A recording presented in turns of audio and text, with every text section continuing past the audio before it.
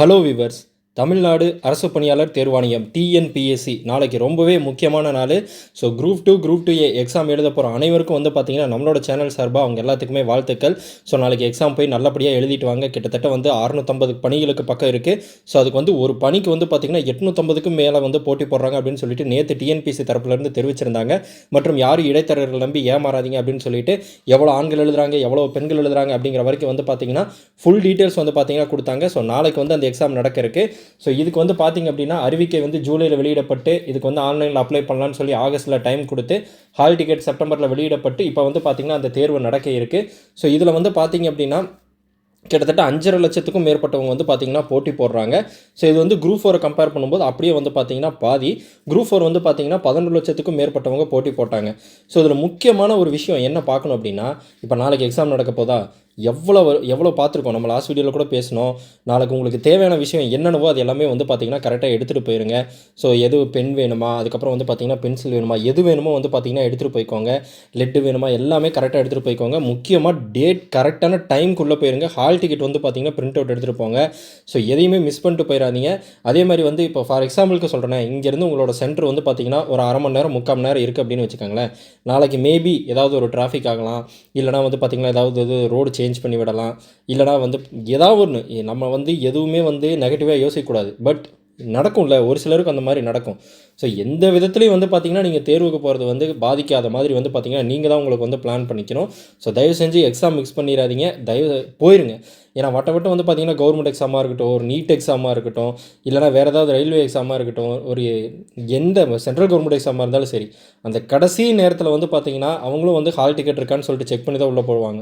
நீங்கள் வர்றவங்க எல்லாரையும் பார்த்தீங்கன்னா உள்ளே விட்டுட்டு இருக்க மாட்டாங்க. கரெக்டாக நீங்கள் இந்த எக்ஸாமுக்கு முதல்ல நீங்கள் உள்ள ஹால் டிக்கெட் உங்களோட பேர் இருக்கா, உங்கள் ஃபோட்டோ இருக்கா அப்படின்னு பார்த்து தான் பார்த்தீங்கன்னா உள்ள விடுவாங்க. ஸோ செக் பண்ணிட்டு தான் அவங்களும் உள்ள விடுவாங்க. அதிகாரிகள் அங்கே முன்னாடி இருப்பாங்க. அப்படிங்கும்போது அவங்களுக்கு நீங்கள் ஒரு டைம் கொடுக்கணும். நீங்கள் முன்னாடியே போகிறது பார்த்தீங்கன்னா ரொம்பவே நல்லது. ஸோ அதனால் கடைசி நேரத்தில் அவசரப்பட்டு போய் அந்த மாதிரி மிஸ் பண்ணிடாதீங்க. ஸோ இது பார்த்தீங்கன்னா ரொம்ப முக்கியமான இன்ஸ்ட்ரக்ஷனு. இதை பார்த்து நாளைக்கு யாராவது ஒரு 10 பேர் நம்ம லேட்டாக போகாமல் சீக்கிரம் போய் அந்த தேர்வு அட்டன் பண்ணிங்கன்னா கூட ரொம்ப ஹாப்பியாக இருக்கும். ஸோ இந்த எக்ஸாம் முடிஞ்சதுக்கப்புறமா தான் பார்த்தீங்கன்னா நெக்ஸ்ட் எக்ஸாமுக்கு அனௌன்ஸ் பண்ணுவாங்க. ஸோ மினிமம் 90 மார்க்ஸ் அப்படிங்கிறது பார்த்தீங்கன்னா எடுக்கணும். ஸோ அதில் எவ்வளோ பேர் பார்த்தீங்கன்னா வரீங்களோ அதுலேருந்து 10 பேர் பார்த்தீங்கன்னா கூப்பிடுவாங்க. அப்போ 10 பேர்னா எத்தனை அர்த்தம்? பணிகள் 650 இருக்குது. ஸோ அதை 10 ஆக்கிட்டிங்கன்னா 6500 பேர். ஸோ அடுத்த எக்ஸாம் பார்த்தீங்கன்னா 6500லேருந்து 7000 பேர் வரைக்கும் தான் எழுத போகிறீங்க. அப்போ நீங்கள் எங்கேன்னு பார்த்துக்கோங்க, 5.5 லட்சம் பேர்லேருந்து அந்த முதல் 6500லேருந்து 7000 பேர் தான் பார்த்தீங்கன்னா நெக்ஸ்ட் எக்ஸாம் அப்படிங்கிறது எழுத போகிறீங்க. அதிலிருந்து தான் அந்த 1:10 அப்படிங்கிற விகிதம் 10 பேருக்கு ஒருத்தர் அப்படிங்கிறது தான் பார்த்தீங்கன்னா டிஎன்பிஎஸ்சியோட ஃபார்முலா. குரூப் 2 பொறுத்த வரைக்கும் மெயின் எக்ஸாமினேஷனுக்கு. ஸோ அது பார்த்தீங்கன்னா பார்த்துக்கோங்க. ஸோ நல்லா இவ்வளோ நாள் ஹார்ட் ஒர்க் பண்ணியிருப்பீங்க.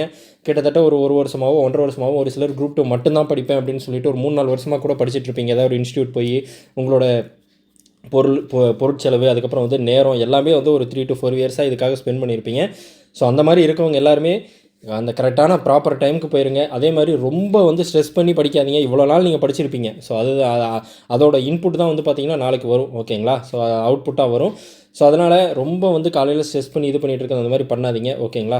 ஸோ முடிஞ்ச வரைக்கும் நாளைக்கு மாஸ்க் போட்டு போங்க. மேக்ஸிமம் இங்கே சுற்றி எங்கே பார்த்தாலும் ஃபீவராக இருக்குது. அதனால் நாளைக்கு மாஸ்க் போட்டு போங்க. அது ரொம்பவே நல்ல விஷயம். அங்கே எக்ஸாம் ஹாலில் அந்த மாதிரி நீங்கள் எதுவும் யூஸ் பண்ணக்கூடாது அந்த மாதிரி சொல்லிட்டாங்கன்னா அங்கே போய் மேபி நீங்கள் ரிமூவ் பண்ணிக்கோங்க. பட் மாஸ்க் போட்டு போனீங்கன்னா அது பார்த்திங்கன்னா ரொம்ப நல்லது. மேபி உங்களுக்கு ஏதாவது ஃபீவராக இருக்கலாம், இல்லை யாரோ பக்கத்தில் இருக்கவங்களுக்கு ஃபீவராக இருக்கலாம். அதனால் பார்த்திங்கன்னா உங்களுக்கும் உங்கள் குடும்பத்தாருக்கும் உங்கள் குழந்தைகளுக்கும் பார்த்திங்கன்னா தொற்று ஏற்படக்கூடாது. எங்கே பார்த்தாலும் பார்த்திங்கன்னா ஃபீவராக தான் இருக்குது. ஏன்னா இப்போ சீசன் நம்ம தமிழ்நாட்டில் இது மழை பெய்யக்கூடிய காலம். ஓகேங்களா?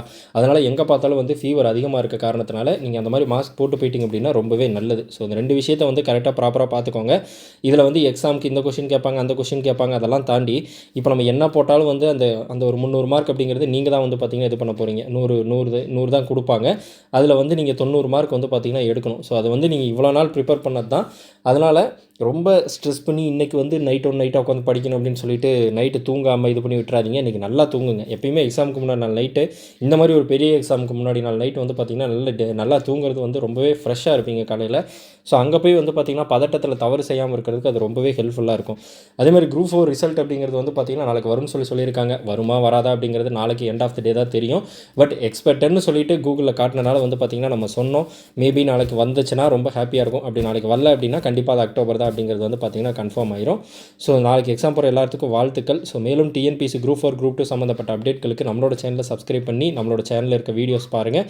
இந்த வீடியோ உங்களுக்கு பிடிச்சிருந்துச்சி அப்படின்னா லைக் ஷேர் பண்ணுங்கள்.